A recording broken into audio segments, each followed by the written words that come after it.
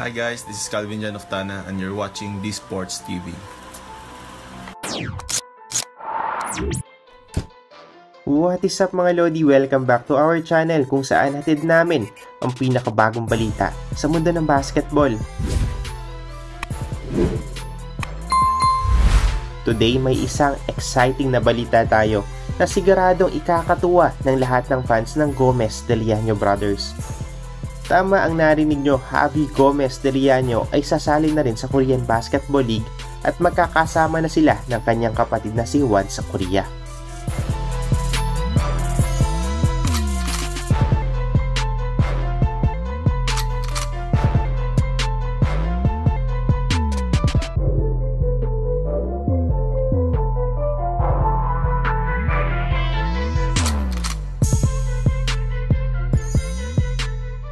Nag-post na si Javi Gomez Deliano ng isang napakahaba at emosyonal na mensahe sa kanyang Instagram at Facebook para magpaalam sa PBA at sa Terra Firma Chief.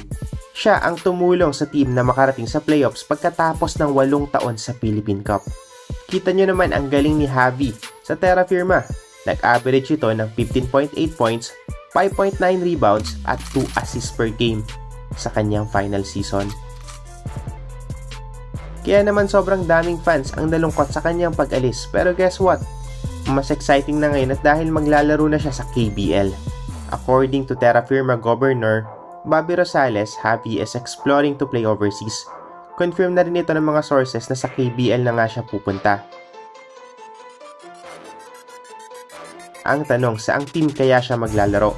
May mga balita na posibleng sa anyang KGC Red Boosters bilang kapalit ng ating kababayan na si Renz Abando.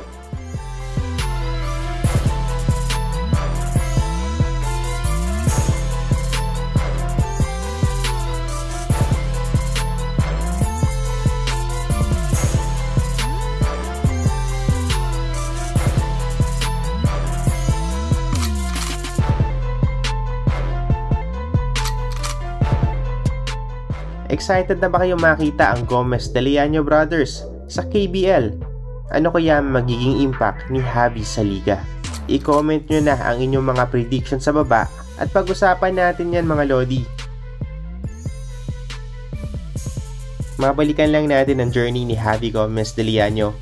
Mula sa UP Fighting Maroons, naglaro siya sa Japan B-League para sa Ibaraki Robots bago siya sumali sa PBA.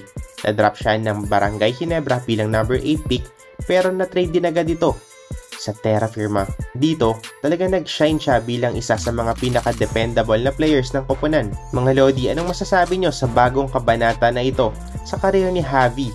Sa tingin nyo ba, kaya niyang sundan ang yapak ng kanyang kapatid na si Juan sa KBL? Comment nyo na ang inyong thoughts sa baba. Gusto naming marinig ang inyong mga opinyon.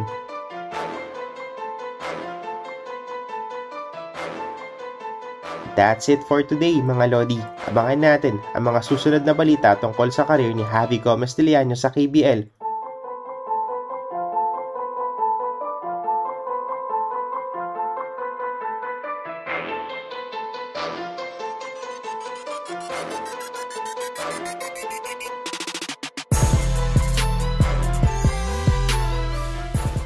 Thank you for watching. Kung nagustuhan mo ang video na ito ay mag-subscribe ka na sa ating channel.